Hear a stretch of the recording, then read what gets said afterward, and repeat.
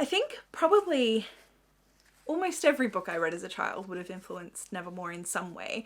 The fact that I grew up and wanted to write a children's series, I think that really speaks to the way that we feel about the books that we do read when we're children. Those are the ones that usually have the biggest impact and stay with us the longest. I think probably the biggest legacy in Nevermoor from those books that I loved would be that at its heart it has this heroine, this girl who's interesting and brave and flawed, not a perfect person at all, and is curious and is optimistic, even though she's sometimes pessimistic. Those were the kinds of heroes that I liked reading about as a kid. Those were the books I gravitated towards the most. So, I loved Charlotte's Web with Fern, and I loved Alice in Wonderland and The Wizard of Oz and Matilda. Little Women was my favourite book when I was a kid, and it's probably still my favourite book today. And Josephine March was just the greatest heroine that I could ever have imagined. Mary Lennox from The Secret Garden, like those were the books that I really sort of took into my heart and carried with me throughout childhood and into adulthood. And so that would definitely be the biggest influence on Nevermoor, was the fact that, I wanted to join that tradition. I wanted to follow in those authors' footsteps of writing brilliant girls who weren't perfect, but were doing their best in the circumstances that they were in, and were trying to find their identity and find their place in the world and assert a place for themselves in the world. That's the story I most wanted to tell.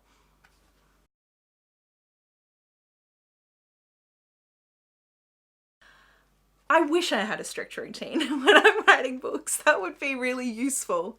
If I could give one piece of advice to anyone, it would be get yourself a strict routine. I try really hard to have a strict routine. The problem is that I really badly want to be a morning person. I want to be someone who, gets up at the crack of dawn or before it's light and is at my desk and writing before I've had my first cup of coffee. And I can do that for short periods of time, but I naturally tend to lean towards being a night owl. And so it's usually 10, 11 o'clock, midnight, when my brain just suddenly comes alive and has all these ideas and wants to sit down and do work, and it doesn't want to switch off until it's 2, 3, 4, 5, sometimes 6 o'clock in the morning, which is not a great way to live a normal adult life, because unfortunately the world doesn't really revolve around night owls, and there's usually a lot of stuff to do during the day. So I think it's always this push and pull with me, is I'm trying to do this thing, but I think eventually when I get in the rhythm of how I naturally work, things kind of start to be okay, and things sort of muddle along quite nicely. My closest sort of concession to having a routine is that I aim for a certain word count every day. It's different for every author. So I know that some authors can write 2, 3, 4,000 words a day, and some authors will only write maybe 300 words a day or 500 words a day. A good amount for me is about 1,000 words. I can write 1,000 words that I'm pretty happy with every day. And it usually takes me sometimes it might take me an hour to do those 1,000 words, or it could take me 8 hours or 12 hours, and you're trying to grind out every single sentence. But however long it takes, I try to get there by the end of the day. But there have to be some days as well where you just try not to be too hard on yourself, and if you got something down on the page, or if you thought through a scene that was troubling you and came to some kind of conclusion, like as long as you're moving the story forward in some way, like I think that's the best kind of routine that you can have, is just that you're continually moving forward, answering some kind of question, unknotting some kind of plot tangle, getting 500 words on the page, getting 100 words on the page, whatever it is. If you can keep moving forward, then I think that's the most positive thing.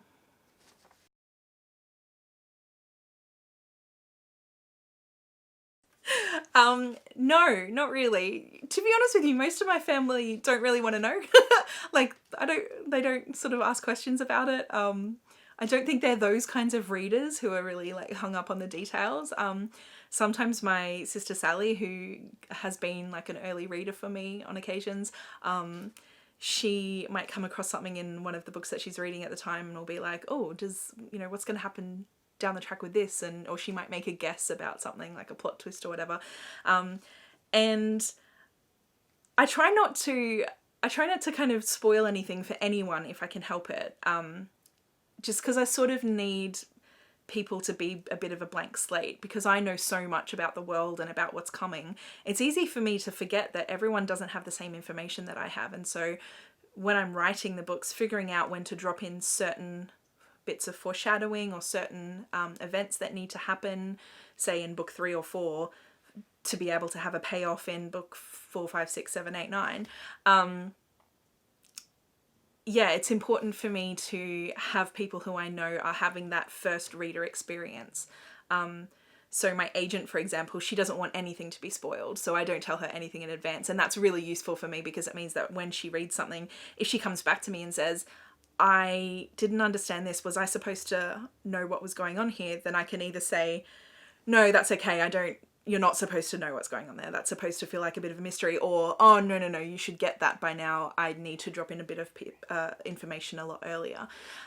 So yeah, no, I don't really tend to talk to my family much about things that are coming in the upcoming books.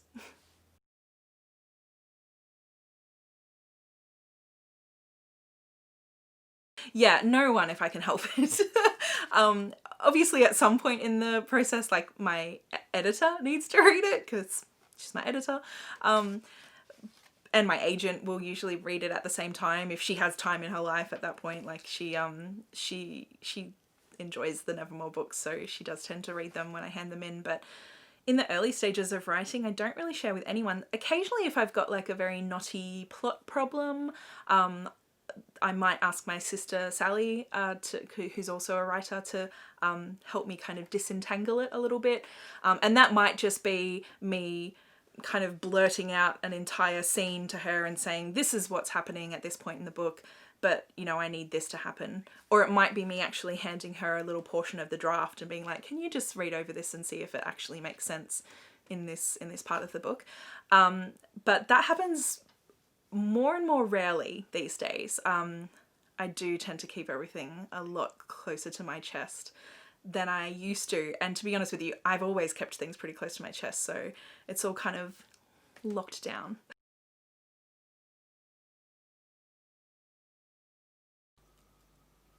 I would say kind of very important and kind of not important at all, if that's not too contradictory.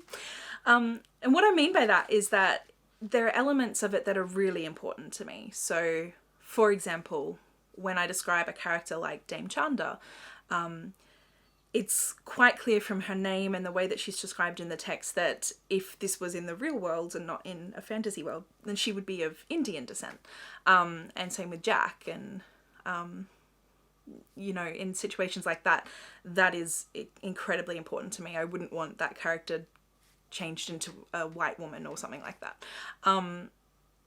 So those are things that are absolutely non-negotiable. But then after that, or beyond that, I don't really mind. I think that I've been really lucky to work with incredible artists who have their own vision in their heads when they read about these characters, and I'm sort of delighted to see what they come up with and to see how they see these people. And I'm not really interested in sort of forcing my own vision on them, except to the extent where things are incompatible with the text, like for example in the way that I just described. I've been super lucky that the artists I've worked with in all of my editions have been incredible. My American illustrator Jim Madsen has done brilliant work.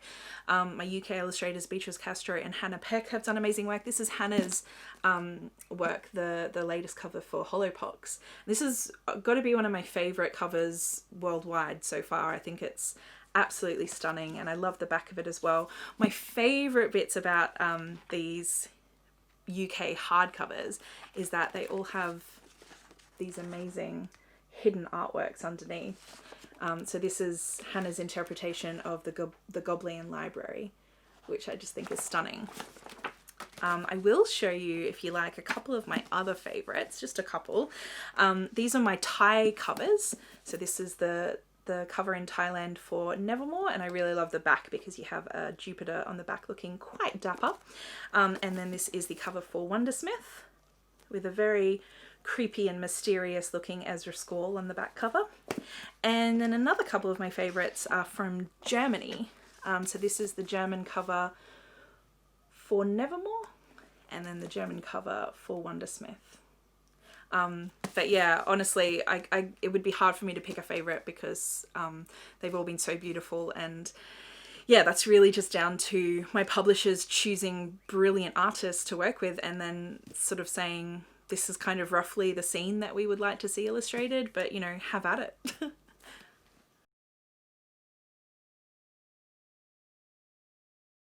None of the characters in the Nevermoor books are really based on any one particular person, but there are definitely elements from people that I've known, and they're usually sort of friendly little tributes or little like loving hat tips to certain parts of people's personalities or lives or whatever.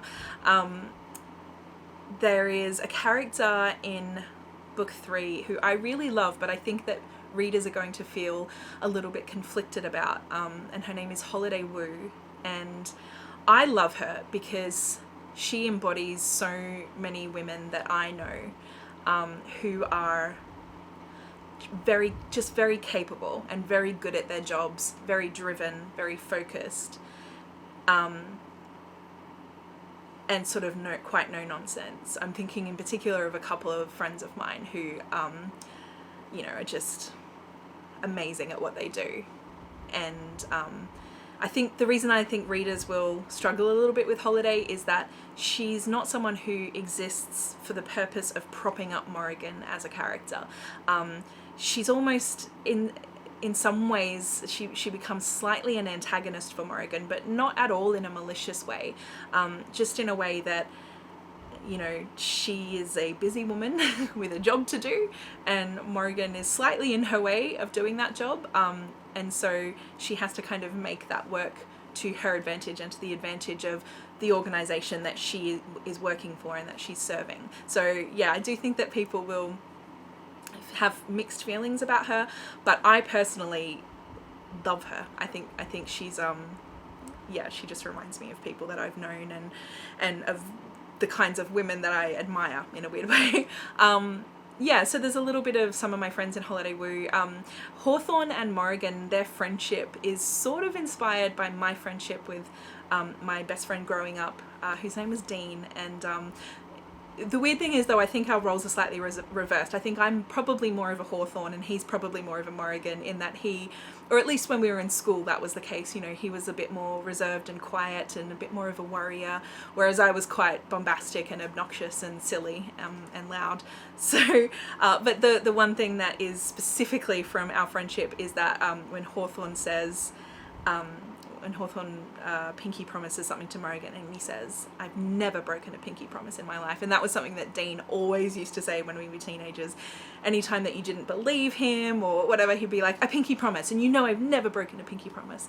I'm pretty sure he had broken pinky promises, but anyway, yeah. So just like little things like that I love to put in there as kind of like a little love letter, sort of, to my friends.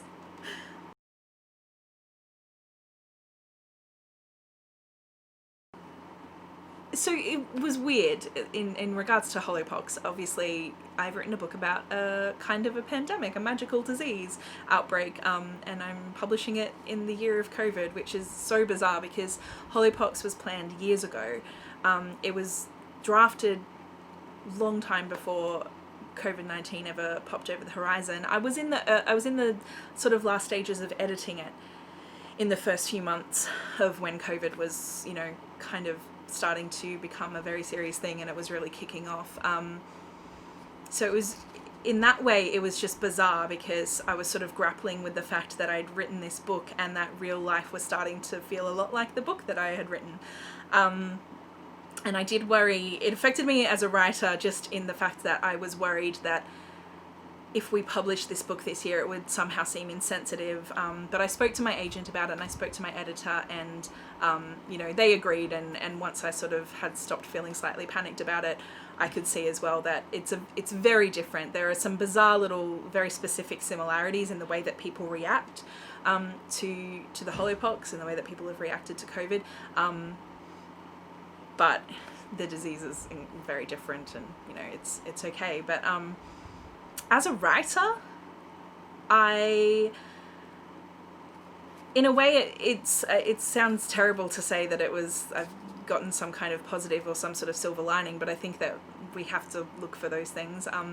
The silver lining for me was that it sort of gave me more of the headspace that I needed to sort of lock myself down, in terms of I was at the point with my editing process where I just needed to get it done, and so not having any distractions, because at that time, you know, we couldn't see our friends, and you know, a lot of people still can't see their friends in certain places, and it was very much just me and my computer for a while, which was useful in terms of getting it done.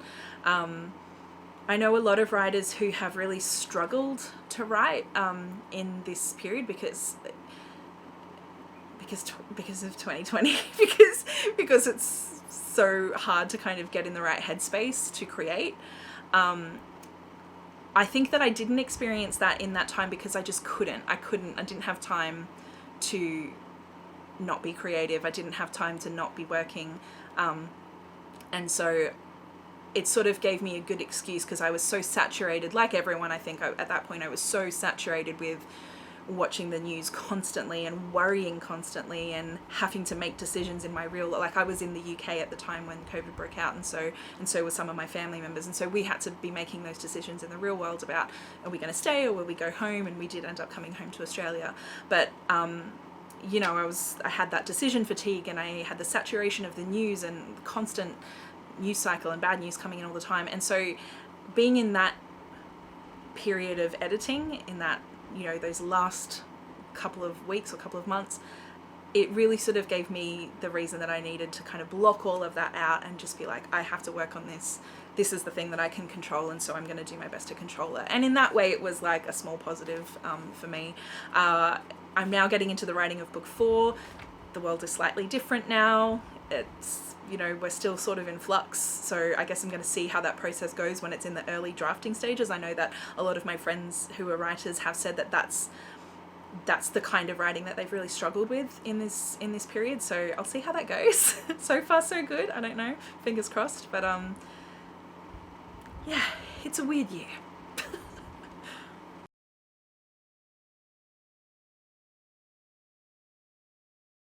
This is going to sound so weird and a bit nerdy, but my favourite bit of London is the public transport.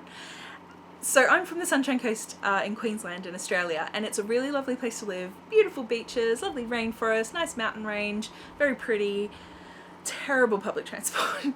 And I'm not a driver, which is weird for an Australian, because most Australians kind of need to drive because the country's so big. But yeah, I'm not a driver, so coming to London when I was 22, the thing that I was most excited for was the underground, was the tube, and the incredible like bus network. And I know that sounds so dorky, but standing on a platform and knowing that, oh, okay, well, I've just missed that train, but there's going to be another one coming along in literally 1 minute. That's insane. When I grew up, sort of, if I missed my bus, I would have to wait an hour for the next one. And it's just, you know, from a kind of nerdy point of view, like, just the scope of the London Underground, the fact that it's all literally under the ground, and there are hundreds of trains carrying millions of people across all of these kilometres of underground railway track every single day, and getting people places on time, and, you know, functioning with really quite little disruption, is extraordinary to me. Like, that blew my mind. And so that definitely influenced some of Nevermoor, in that I really just nicked the entire concept of the London Underground, and I called it the Wonderground. And I've sort of magicalized it a little bit by putting in some interesting Wonderground lines, like the bedtime line, which if you get on a train, it will take you straight home to bed. And what else? The rush hour line. And, you know, all sorts of different bizarre little things that some of them haven't even popped up in the books yet, but it's all kind of part of the whole iceberg underneath the water that is the volume of information that I have about Nevermoor. So I'm kind of looking forward to dropping those little tidbits in future books. And then of course I created the Brolly Rail, and the Brolly Rail does not exist in London, sadly, yet. But it came about because when I first moved to London, my friend Laura, who I was staying with in the first few weeks, she gave me an umbrella as a present, and she said, you're gonna need this. And it sounds like such an ordinary thing to say, but like, I'm from the Sunshine Coast and I do not go around carrying an umbrella with me everywhere I go, but in London it just became a habit that if I was going out, I had my handbag, I popped an umbrella in, because you never know what the weather's going to do. And if it rains and you catch cold, it's horrible.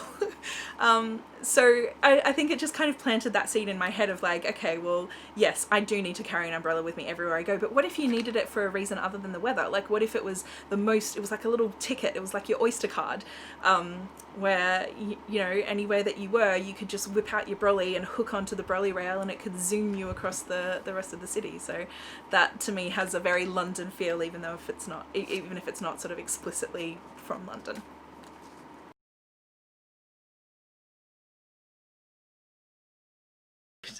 That's such a good question. I've never had that question before. I really like it. I would say maybe not relive my childhood, but definitely reimagine it in a more sparkly, magical, interesting, dangerous way. Yeah, I would have loved to, when I was a kid, I would have loved to have been Morrigan, going off to a magical secret city and finding out that I had powers I never knew I had and living with a gigantic talking cat. I mean, that's the dream, right? I think there is definitely an element of wish fulfillment in the way that Morrigan is able to react to things and react to the adults around her in her world. So I think that when you're a kid, you very much feel like you're at the mercy of the adults around you, because, you know, your parents or your grown-ups, your guardians, whoever they may be, are making decisions on your behalf. And you're at school, you're kind of living at the mercy of the school teachers, and you're always on someone else's schedule to an extent. So I think that when Morrigan is able to have these moments, and not just Morrigan, but also Hawthorne and Cadence in particular, and particularly in the third book, when they're able to have these moments of speaking up for themselves and speaking up for their friends and speaking up for what they think is right, even against adults in their world, and sort of arguing back in that way, there is definitely a part of me that would have liked to have felt that empowered when I was a kid, to, you know, particularly when I was a young kid, to be able to say, actually, no, I don't think that's right, and I think you're wrong, particular grown-up who's wrong about this thing, and I'll tell you why, in this very pithy response that a novelist wrote for me, you know. So there's a little bit of that, I guess.